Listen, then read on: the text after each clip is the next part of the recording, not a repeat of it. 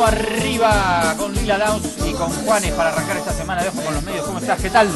¿Cómo le va, doctor? ¿Cómo va, comandante? ¿Bien? Mejor que usted este fin de semana. Sí, fin de semana para el olvido completamente. Nuestro camarógrafo Maduro está muy Exultante. feliz con los resultados futbolísticos del fin de semana. Pero como acá no hablamos de fútbol, a menos que suceda algo muy extraño, lo vamos a dejar ahí para no suscitar más. ¿De qué se ríe? Está disfrutando. Bien, bueno, ¿qué tal? ¿Cómo están todos del otro lado? Espero que bien.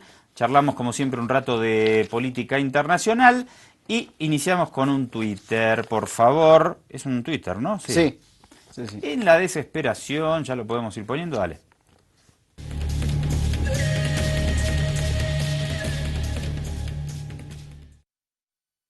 En la desesperación decía por hacerle campaña en contra de Venezuela, en perfecta línea con los intereses geopolíticos de Washington. Nuestros queridos amigos de Página 7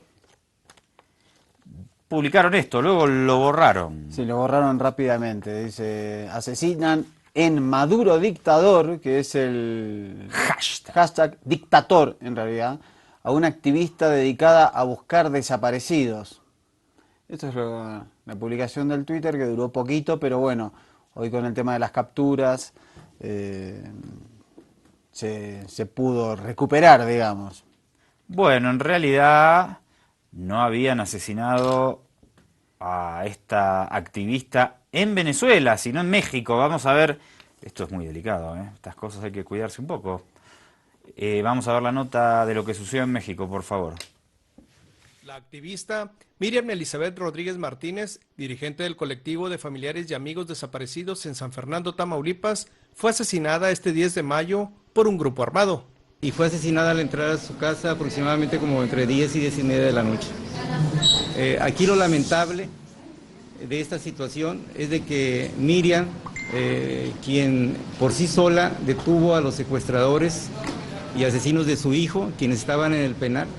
Miriam había pedido la protección de las autoridades, pues Enrique Joel Rubio Flores, uno de los secuestradores de su hija, escapó en marzo pasado junto a 29 reos que se fugaron por un túnel del penal de Ciudad Victoria. La protección a que tenía derecho, según la ley de víctimas, de garantizarle la seguridad, ya que ella misma denunció que el hecho de haberse escapado esos delincuentes, ella corría en peligro.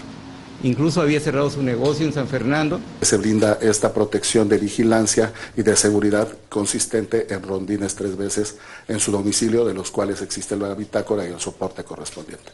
La Procuraduría General de Justicia del Estado dijo que ha abierto una investigación por el homicidio e informó que Enrique Joel Rubio Flores ya había sido recapturado y preso nuevamente en el penal de Ciudad Victoria antes de este asesinato. Está actualmente... ¿Alguna vez vio usted del otro lado, o usted, doctor, que se hable de México como una dictadura? Nunca, ¿no? No, y esto además se suma a México. Ha estado la semana en el ojo del, no vamos a decir de la agenda pública, pero sí de algunos medios por algunas estadísticas que han salido a la luz respecto a asesinatos, desapariciones forzadas, ausencia del Estado en muchos de los territorios de ese país. Y bueno, acá te mencionamos que las cifras oficiales de desaparecidos son espeluznantes. Hablamos de 30.000 desaparecidos, Esto, la en verdad, un Estado de Derecho, ¿no? Esta situación de doble estándar ya la verdad que cansa. Cómo se establece todo el tiempo a nivel mediático y con un bombardeo constante. Generalmente no. Cuando un gobierno no le gusta a los grandes poderes, entonces es una dictadura. Si hay otra dictadura mucho más atroz, pero es amiga de esos mismos poderes, entonces no pasa nada. El caso de México es tremendo, las violaciones a los derechos humanos. Y yo no digo que haya una dictadura en México, pero si van a llamar dictador a Maduro, perfectamente pueden llamar dictador a Enrique Peña Nieto. Estos días, el presidente de Argentina, Mauricio Macri, o hace un tiempo, empiezo por atrás, muy breve, Cristina Fernández de Kirchner, cuando era presidente, fue a hacer una visita de negocios a Angola. Entonces la masacraron, ¿no? Que en Angola las violaciones a los derechos humanos y la alianza con ahora con esta dictadura. Bueno, está bien. Ahora fue Macri a Arabia Saudita, la petromonarquía más cerrada y dictatorial. Nadie dijo nada de Arabia Saudita. Claro, como es aliado de Estados Unidos, está todo perfecto. Ese doble estándar no es una cuestión ideológica esto. Es decir, si hay una dictadura en Angola, la denunciamos, me parece perfecto. Entonces tenemos que denunciar también la de Arabia Saudita, que es una de las más férreas, ¿no? Sí, más duras, y además Arabia Saudita generó también una controversia hace unas semanas porque las Naciones Unidas lo eligió para la secretaría que se ocupa de las cuestiones de la mujer, con lo cual, digamos, parecía una especie de chiste macabro, ¿no? Porque la participación de la mujer en la sociedad civil de Arabia Saudí es casi mínima, ¿no? Aparecieron noticias de mujeres escapando del país, de las familias, que las van y las recapturan en el aeropuerto de no sé dónde, unas cosas terribles. Pero bueno, sigue siendo una monarquía, una petromonarquía aliada a los intereses de Washington y por lo tanto de todos los países que van en esa línea. Bueno, pero volvamos a México, donde, como te decíamos, las violaciones a los derechos humanos son flagrantes y jamás se pone en entredicho la calidad de la democracia en este país. Una nota más de Hispan TV. El informe del Instituto Internacional de Estados Estratégicos, derivado de su encuesta de conflictos armados, coloca a México como el país más violento del mundo después de Siria. México supera el número de muertos en Afganistán con 17.000 e Irak con 16.000. Según la encuesta presentada en Londres, Inglaterra, en suelo mexicano han muerto 23.000 personas por la lucha entre grupos criminales y enfrentamientos con las Fuerzas Armadas. Y lo que nos preocupa es que la parte de la violencia no parece menguar, sino parece irse incrementando porque la delincuencia no conoce ya límites. Porque, insisto, es que no los hay. La encuesta inglesa fue cuestionada por el gobierno mexicano por su metodología y rigor estadístico.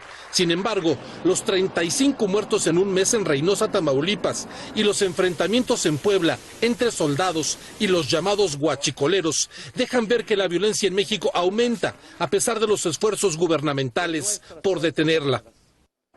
No veo un gobierno que le esté dando la cara, de que tenga una estrategia, de que tenga un plan, de que haya alguna actividad muy concreta que incluya a las diversas autoridades para bajar la violencia.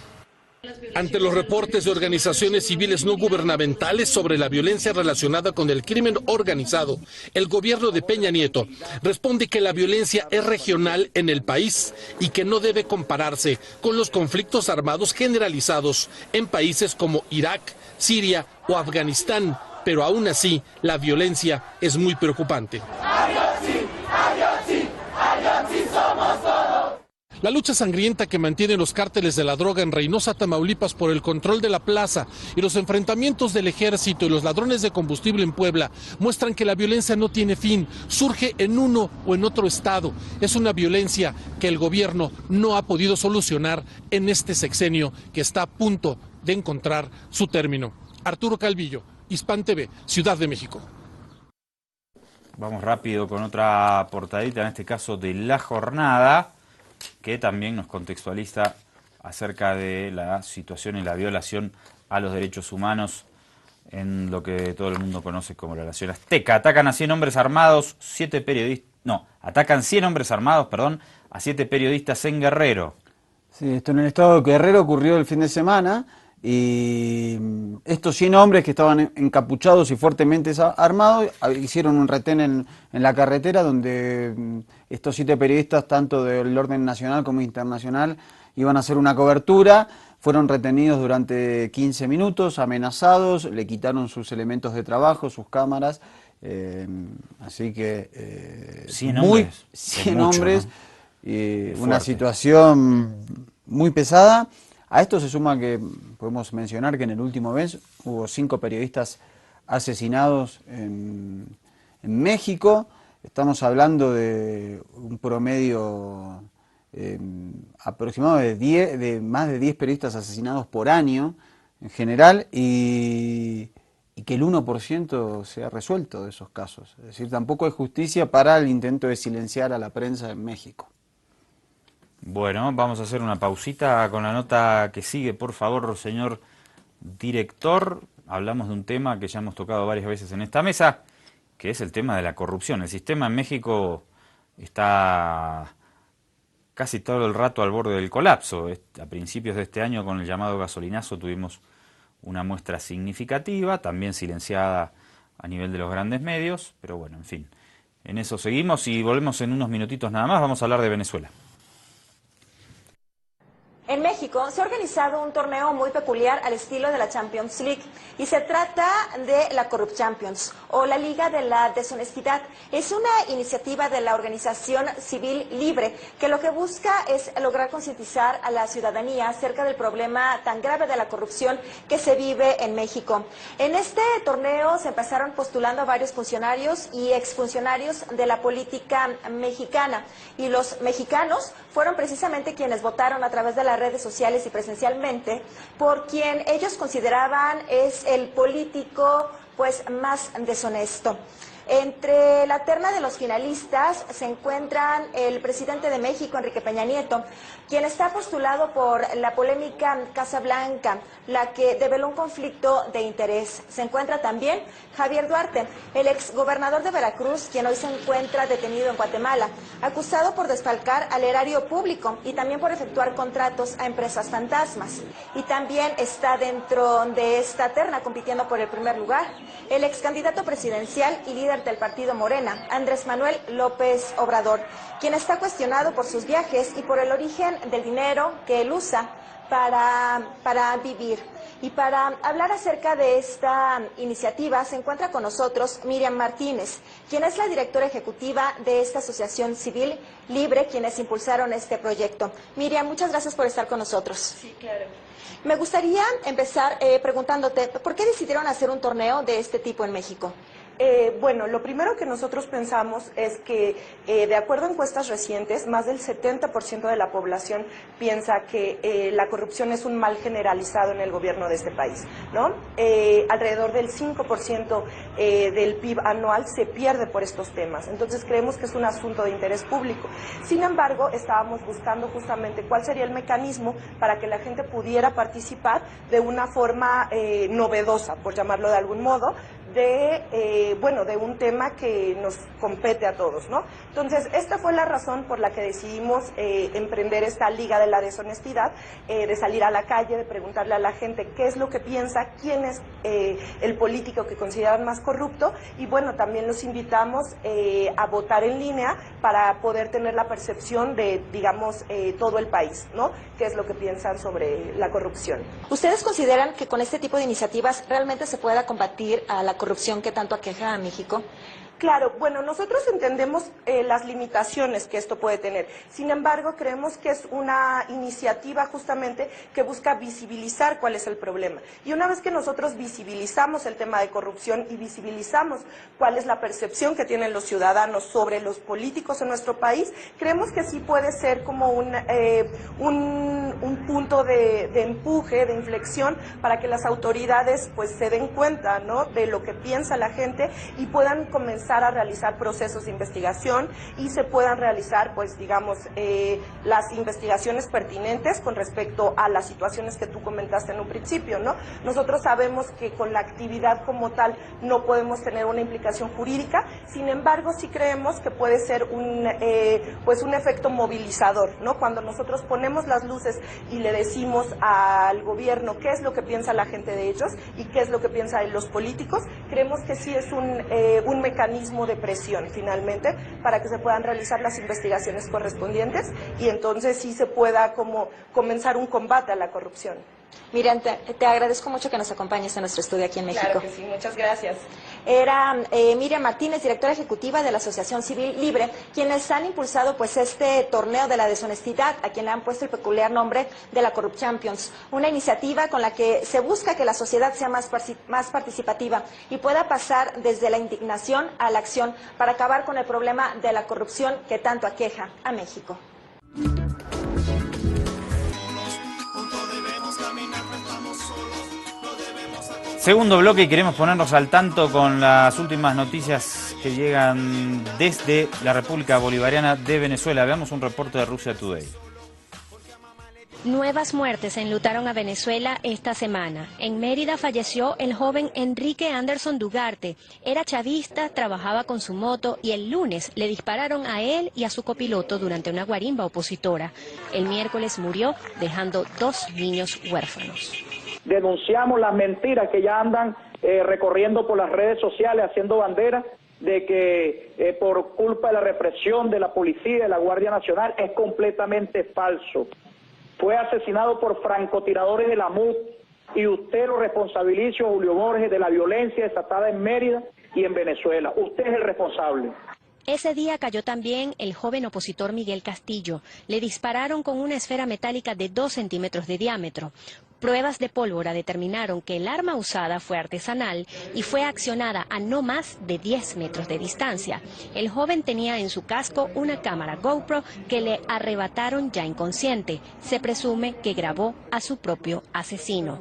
Voceros del gobierno dijeron a RT que este conflicto califica ya como una insurgencia armada promovida por la oposición. Se niega a dialogar y a ir a elecciones, ¿no?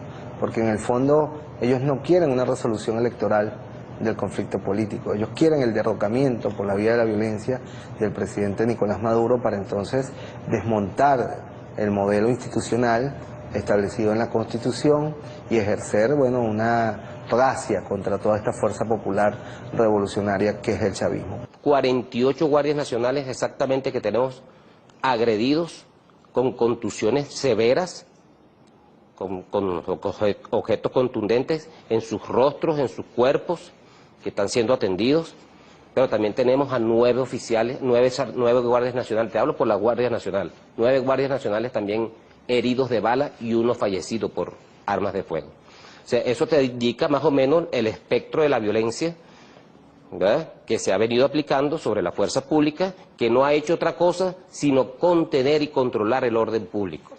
Reporteros del canal Globovisión fueron rociados con gasolina el lunes por opositores. El miércoles casi los linchan. Los violentos les exigen que denuncien lo que ellos llaman dictadura. En el estado Táchira, el gobernador de la entidad denunció otro ataque contra un autobús.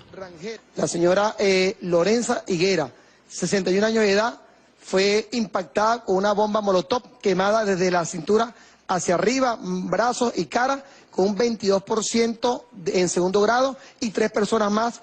Esta escuela, la de la base aérea de La Carlota, fue asediada por más de 4 horas ese miércoles. Encapuchados lanzaron piedras y hasta dispararon proyectiles. Lanzaron objetos contundentes, piedras, bombas molotov fabricadas con botellas, bombas de pintura que vemos por allí en el piso. Las piedras detonaron armas de fuego. Aquí hay una prueba de una de las detonaciones que impactó sobre la pared de la escuela. Nosotros nos sentimos muy preocupados porque detrás de esta pared funciona el núcleo de orquesta sinfónica.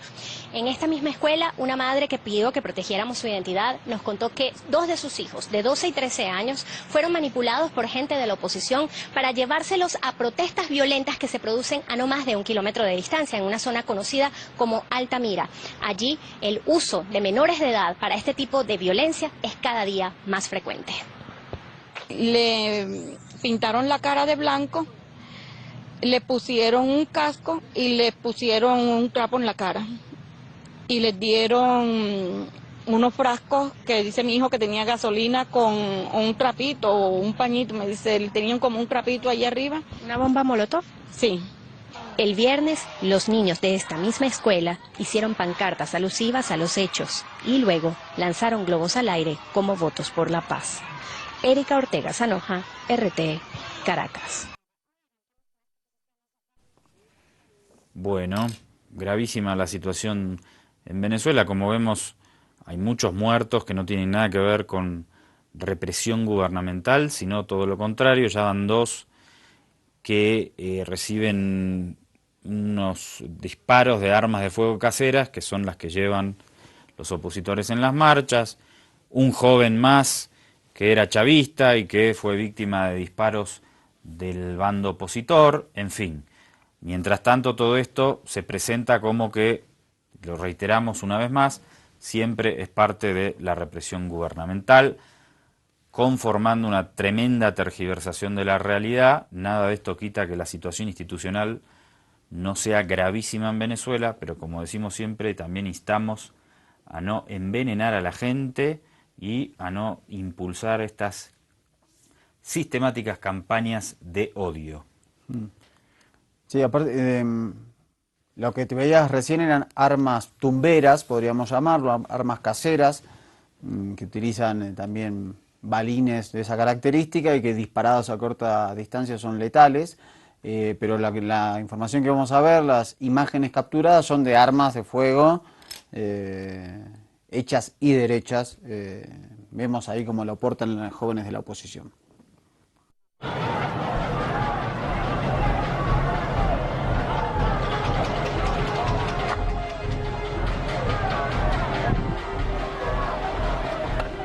Bueno. Estos son los jóvenes que suelen ser presentados todavía como estudiantes pacíficos.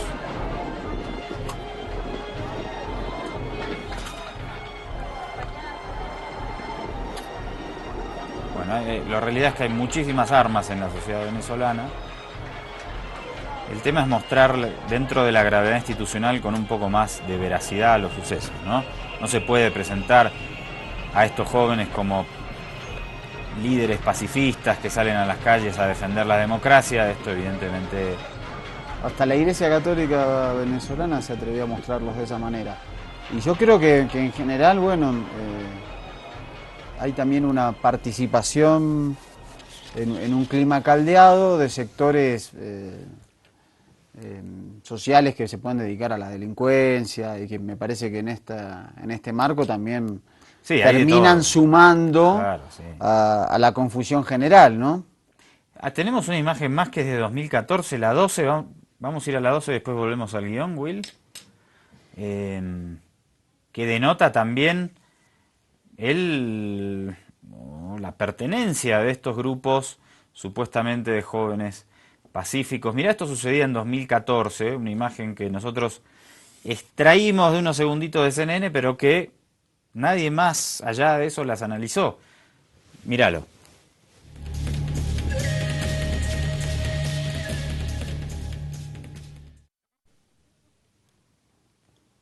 Bueno, ahí tenés supuestos estudiantes pacíficos, igual con un lanzamisiles ya, que no lleva a ver si es casero o es... pero me imagino que no. Pareciera que no, ¿no? Porque mira... No es fácil construir un lanzamisiles, además que está claro que... Bueno, en fin. Esto fue en las guarimbas de enero y febrero de 2014, es decir, ya, bueno, 3 años largos atrás y, bueno, las técnicas no han cambiado. Evidentemente hay un conflicto en Venezuela, no es entre jóvenes idealistas pacíficos versus fuerzas de represión de una dictadura. Esta es la forma que se presenta hegemónicamente y es evidentemente falso. Ya vimos a los jóvenes armados en una movilización con lanzamisiles. Imagínese usted una movilización de jóvenes por el Prado, estudiantes, y con un lanzamisiles o con... No, pongamos las cosas en su lugar. Y yo estaba pensando estos días, Mariano, también, me parece que evidentemente hay un grupo grande, ya lo veníamos charlando, de jóvenes que se identifican con una lucha en contra del gobierno de Maduro y que salen a las calles convencidos de esa lucha y de que están luchando contra una dictadura posiblemente. Yo me imagino algún día la derecha va a gobernar Venezuela, o supongamos que el desenlace de esta crisis es la irrupción de la derecha en el poder, sea por vía electoral o por un derrocamiento. Ahí quiero volver a ver la opinión de estos jóvenes que están saliendo, porque quienes van a ocupar el poder no es Trotsky, Lenin, Bakunin, no, es la derecha más rancia aliada a Estados Unidos. Usted dice para comprobar si ese romanticismo, entre comillas, que tienen al creer que están peleando contra una dictadura, lo repetirían ante un gobierno de derecha. No, lo que digo es que muy pronto se van a dar cuenta de que este gobierno de Maduro no era su enemigo. Eso digo. Claro. Muy pronto, pero bueno, ahí vamos. Fíjense Fíjate lo que está pasando con estas campañas del odio que venimos denunciando siempre, lo que sucede en algunos países. Mirá el reporte. En Colombia, y miren, son chavistas, ¿ah? Esto sucedió en Colombia cuando unos comerciantes de ese país, al declararse chavistas, fueron agredidos por venezolanas residenciadas allá. ¿Por qué no se van a Venezuela a pasar miseria? Lo que pasa en Venezuela. ¡Asesino! ¡Asesino! Esto sucedió en España. Un ciudadano peruano que defendió la revolución bolivariana y fue agredido por venezolanos que viven en Madrid. ¡Asesinos son los que están matando! ¡Asesino! El veto impuesto por el festival colombiano Rock en el Parque contra el cantante Paul Gilman y los hechos del jueves en la Embajada de Venezuela en Madrid, asediada por militantes de ultraderecha, evidencian el incremento del odio y la doctrina macartista impulsada por sectores de oposición. El macartismo es un proceso, se inició en Estados Unidos entre la década 1947 y 1957 por el senador Joseph McCarthy para investigar los nexos de ciudadanos estadounidenses con el comunismo y la Unión Soviética. La persecución, denominada cacería de brujas, llevó a la cárcel y al escarnio público a varios intelectuales y científicos. Uno de los procesos que dejó mayor huella fue contra artistas y escritores como Bertolt Brecht, Charles Chaplin, Dalton Trumbo, Dashiell Hammett y Orson Welles, entre otros. Bueno, las campañas del odio impulsadas desde hace tantas décadas, donde los medios de comunicación tienen un papel preponderante, baste recordar lo sucedido en Bolivia en los años 2006, 2007, 2008, con escenas gravísimas que pusieron al país al borde de una guerra civil y en el que los medios, guste o no guste, los medios hegemónicos cumplieron un papel fundamental. Hace falta documentar eso sistemáticamente. Y es muy revelador si uno va a los diarios opositores de la época aquí en Bolivia, en ese periodo, el de la quema de instituciones, los referéndums autonómicos, la persecución de indígenas campesinos originarios, el apaleamiento, son fuertísimos. Y eso, si uno lee las columnas de opinión del Deber y otros diarios de la época, es impresionante cómo se usaba esa violencia, cómo se la marcaba. Seguimos con este mismo tema, reporte de Cuba Información. En cualquier país, hacer llamados públicos a una intervención extranjera es un delito duramente penado, especialmente en Estados Unidos. Es lo que hacen cada día de forma más descarada dirigentes de la oposición y directores de medios privados de Venezuela. David Smolansky, alcalde opositor del municipio acomodado de Latillo de Caracas, advertía en las redes sociales sobre un supuesto uso de armas químicas por parte de la policía venezolana. Atención, comunidad internacional. Nicolás Maduro comienza a usar armas químicas como en Siria, escribía en su cuenta de Twitter. Lo hacía días después del bombardeo de Estados Unidos en Siria, con la excusa de un supuesto uso de dichas armas prohibidas por el ejército árabe sirio. Las armas químicas venezolanas eran finalmente los gases lacrimógenos de la policía. La portada del semanario venezolano El Nuevo País era aún más elocuente. Trump tendrá que ocuparse de Maduro, se leía a toda página, y contenía un segundo mensaje aún más clarificador: cómo Venezuela quedó en el medio de la lucha contra el terrorismo islámico. Recientemente era sacada del aire en Venezuela la señal de CNN por una acción de fake news con un tema similar, un reportaje sobre la supuesta venta de pasaportes venezolanos al grupo libanés Hezbollah, que Estados Unidos califica como terrorista. Un video que, además, trataba de involucrar al vicepresidente venezolano Tarek El Aissami con el narcotráfico internacional. Es el mismo esquema mediático que facilitó los bombardeos o la intervención militar en Yugoslavia, en Irak, en Libia y en Siria. La oposición y los medios privados de Venezuela hacen el trabajo necesario para el relato que necesita la invasión. Es el bombardeo de las mentes, previo al bombardeo de las calles. Por ello, es más urgente que nunca una respuesta legal y penal contundente, ya, sin demoras. El bombardeo de las mentes, por eso, ojo con los medios, mucho cuidado con lo que ves en tus pantallas, lo que sale en los diarios acerca de la situación en Venezuela. Un cortecito con un material que también nos refiere a eso, una pastillita informativa. Sí, y que complementa con lo que te mostramos hoy a inicio del programa de Página 7. Es decir, Página 7 consignando un asesinato de un activista de derechos humanos que además se dedicaba junto a otras personas a la búsqueda de familiares desaparecidos por la violencia que acecha a México, poniendo como que ocurrió en Venezuela. Pero lo borraron. ¿Puede decir que se equivocaron un rato? Y no hay que tener más cuidado. Pongamos que se equivocaron, que no chequearon correctamente. Podrían haber rectificado. Más que borrarlo, La semana ¿no? que viene mostramos, la semana pasada mostramos un editorial donde atribuía todas las muertes en este conflicto gravísimo a la represión gubernamental. Y creo que nosotros no somos genios a la hora de buscar información, ¿no? Ellos también la manejan. Saben que no todos los fallecidos fueron víctimas de la represión gubernamental. Una gran minoría, al revés. Sí. Pero bueno, sí, claramente. Pero esa es la matriz. Yo creo que deberían haber rectificado.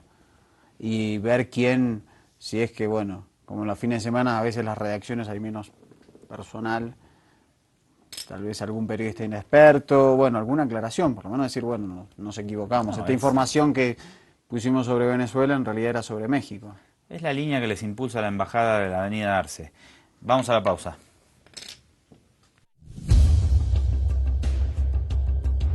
Los diarios más influyentes de todo el continente se coordinan y articulan para dar continuidad a la guerra mediática contra Venezuela. 82 periódicos llamados de las Américas sacan todos los días por lo menos una página entera de mentiras sobre Venezuela.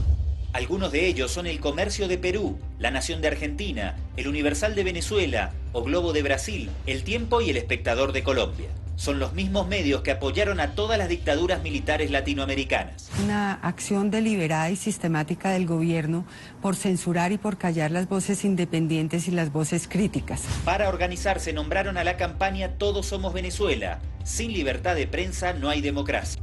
Con la etiqueta SOS Venezuela, la oposición golpista instaló una campaña cibernética basada en mentiras.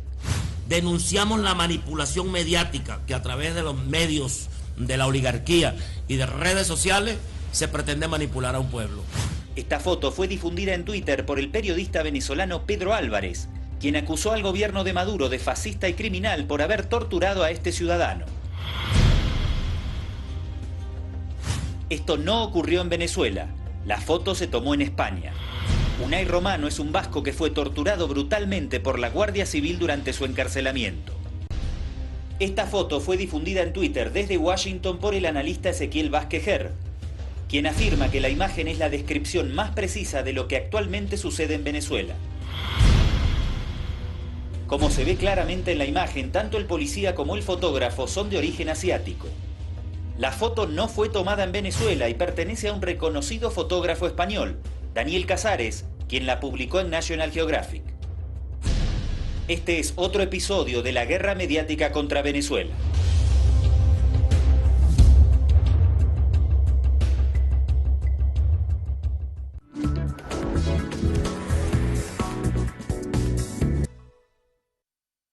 Las relaciones entre Chile y Bolivia suman un nuevo elemento de tensión.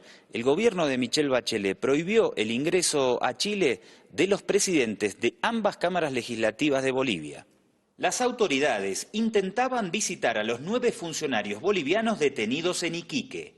Presidenta, gracias por recibir a Hispan TV. ¿Qué está ocurriendo en las relaciones con Chile?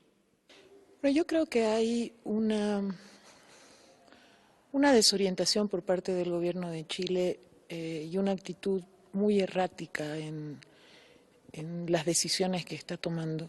¿Y qué significado tiene este antecedente de la prohibición de su ingreso? Somos presidentes de estas cámaras y nos parece que ha cruzado una línea ya inaceptable la actitud del gobierno de Chile en este sentido. ¿Cuál era el objetivo de su visita a Chile? Fundamentalmente encontrarnos con nuestros 9 compatriotas, mirarlos a los ojos, poderlos abrazar y darles la certeza de que el Estado boliviano y el pueblo boliviano están con ellos. Montaño evidenció su preocupación por las determinaciones del gobierno chileno. Cada vez las señales que da el gobierno de Chile hacia nosotros son cada vez más erráticas, pero también más duras, ¿no? Sin embargo, no todas son malas noticias en las relaciones bilaterales. Para finalizar, y en este momento de tanta tensión, ¿cuál sería el mensaje para las autoridades del gobierno chileno? Bueno, en primer lugar, yo lo que quisiera es hacer llegar un mensaje, en primer lugar, a diputados chilenos que han mostrado enormes actitudes de solidaridad con los 9 detenidos bolivianos injustamente en una cárcel de Chile. En el hemiciclo de los diputados bolivianos, todavía permanece el recuerdo de quienes fungían como legisladores hace 138 años, cuando fueron despojados de su jurisdicción por la invasión militar de Chile. Andrés Allari, Hispan TV, La Paz. Bueno, las relaciones entre Bolivia y Chile que reportamos para la cadena Hispan TV, que están en un momento de mucha tensión. Una escalada que desde que se hizo la presentación de la demanda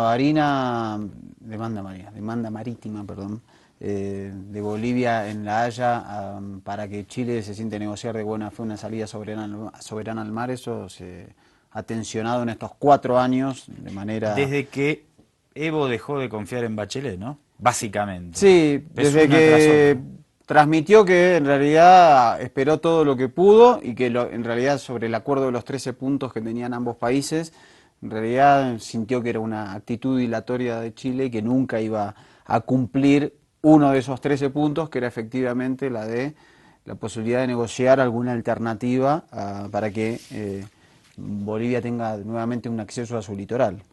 Vemos y escuchamos al diputado Jorge Tarud, uno de los habituales voceros en contra de Bolivia, a ver en qué término se refiere en esta oportunidad. Chile, ¿por qué ha negado algunas visas? Y lo voy a explicar claramente. Primero se le negó la visa, ¿no es cierto?, al señor Ferreira, que es un desalmado en su lenguaje en contra de Chile, en contra de la presidenta. El presidente del Senado, todos recordamos cómo vino a increpar a una funcionaria portuaria, ¿no es cierto?, en Antofagasta, señalándole que ellos le pagaban el sueldo, o sea, un provocador profesional. Y por lo tanto Chile se ha resguardado y en consecuencia no les dio visa a ellos. La presión que está haciendo el presidente Morales es absolutamente indebida. En primer lugar, él envía una carta a su santidad al Papa. ¿Alguien piensa que el Papa va a intervenir para proteger personas que han cometido delitos? Yo lo dudo, en primer lugar. Pero el mismo día que él anuncia una carta al Papa, anuncia que envía tropas de asalto a la frontera con Chile, tropas de élite. O sea, un lenguaje absolutamente en donde se contradice. Él está buscando una campaña mediática para política interna y nosotros estamos muy cansados que se utilice siempre a Chile por sus afanes de poder, de perpetuarse en el poder. Él quiere volver a ser candidato, ya el pueblo le dijo que no en un plebiscito, en encuestas recientes, ¿no es cierto?, el 83% de los bolivianos no le creen a don Evo Morales, y por lo tanto nosotros, los chilenos, estamos sufriendo las consecuencias de la política interna de Evo Morales, en que nos emplaza permanentemente. Bueno, más allá del análisis que podamos hacer, lo evidente es que no hay espacios de diálogo que se puedan poner sobre la mesa en este momento en las relaciones entre Bolivia y Chile. No sé de dónde saca Tarú que 83% de los bolivianos no le creen a Evo Morales. Cita también el caso del Gringo González, que es interesante porque allí hubo una manipulación mediática también. Se había comportado de manera muy respetuosa esa funcionaria con altos dignatarios de Bolivia, y el gringo González lo que hizo fue ponerla en su lugar, en términos fuertes. Pero primero había habido un maltrato por parte de la funcionaria, cosa que se presentó mediáticamente tal como lo hizo Tarud. Sí, porque se hizo un recorte de esa situación, tenían que ir periodistas y funcionarios bolivianos en un bus para seguir la inspección a puertos chilenos. Esta funcionaria quiso hacer bajar a los funcionarios para hacer subir y a periodistas para hacer subir a periodistas chilenos. El presidente de la Cámara de Diputados le dijo que eso no era lo acordado, que era una falta de respeto, y bueno, ahí se generó el contrapunto.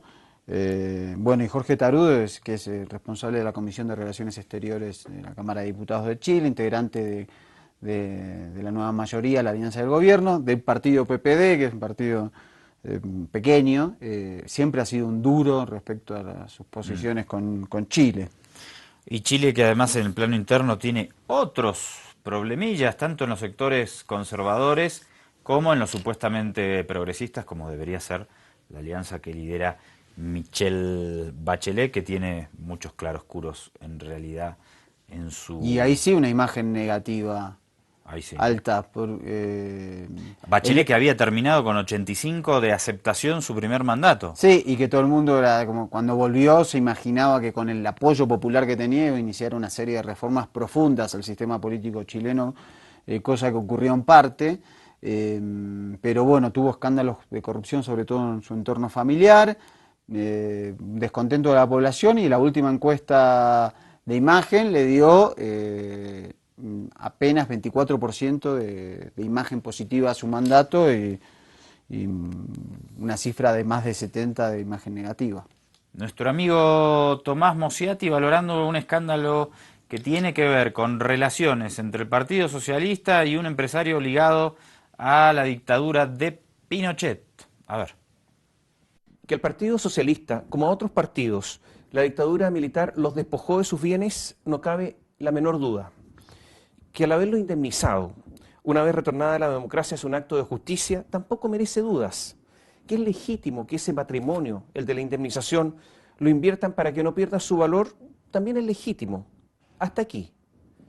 Lo reprochable y hasta asqueroso, porque la verdad es que da asco, es que el Partido Socialista haya invertido en Soquimich. Sabíamos que como un mendicante había estirado la mano y había recibido platas negras. Sabíamos que se había financiado con los dineros negros de Soquimich. Y yo por lo menos sospecho de coima y cohecho, pero eso nunca ha sido investigado. Pero no sabíamos que el Partido Socialista había dado un paso más, que había resuelto ser socio de Julio Ponce Lerú, el yerno del general Pinochet, el que se enriqueció gracias al dictador. Lo que resolvió el Partido Socialista es enriquecerse con una de las vilezas de la dictadura. No es solo eso. Como accionista minoritario, confió, le gustó la administración de Julio Ponce Lerú. ¿Hay algo más sucio en política? Atacarla a la dictadura por los muertos y enriquecerse y beneficiarse de ella en forma secreta. O sea, que el PS se haya beneficiado de sus propios muertos. Este es uno de los grandes pecados del Partido Socialista. Eso por el lado de la alianza gobernante, y por el lado de Piñera, otros escándalos, lo que va a confluir esto en una enorme crisis de representatividad del sistema político chileno. Vamos con lo de Piñera de Canal 13 de Chile. A veces me critican porque el patrimonio es muy alto. Ahora aparentemente me critican porque el patrimonio no es tan alto. Yo no sé ya cómo darle el gusto a los que no tienen buena voluntad. Viajó a primera hora a Antofagasta y al tomar el avión a las 6:40 de la mañana, el expresidente ya sabía lo que el diario La Tercera traía en su portada, que su declaración de patrimonio e intereses ante el CERVEL llegaba a los $600 millones, una cifra muy distante a los $2.700 millones que la revista norteamericana Forbes estima como la fortuna de Piñera. Forbes hace una valoración económica de los activos de todo el clan Piñera. Lo que hace la declaración de intereses y patrimonio es una valoración a valor libro y avalúo fiscal. Antes del mediodía, desde la oficina del precandidato presidencial, enviaron un comunicado aclarando el cálculo de las cifras. Primero, porque la declaración se refiere a los intereses y patrimonio de Piñera y no de su familia. Y segundo, porque la valoración de sociedades y propiedades que se hace en esa declaración no se realiza a precio de mercado. Minutos después, era el propio Piñera el que salía a explicar que muchas veces el avalúo fiscal o el valor del libro no refleja el verdadero valor económico del patrimonio.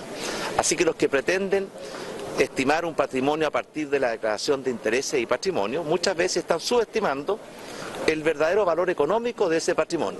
Pero Piñera no entra en detalles sobre el monto de su patrimonio, algo que también evitó al momento de presentar su fórmula de administración. Ante la información que trascendió hoy, el resto de los candidatos reaccionó. Sebastián Piñera clarifique cuál es el destino de todos sus ingresos, de todo su patrimonio.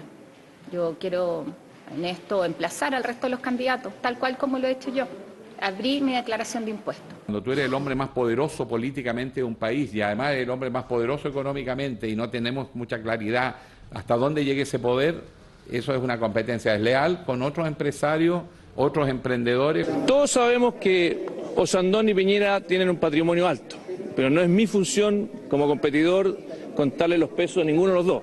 Para eso existen instituciones, para eso vivimos en un Estado de Derecho.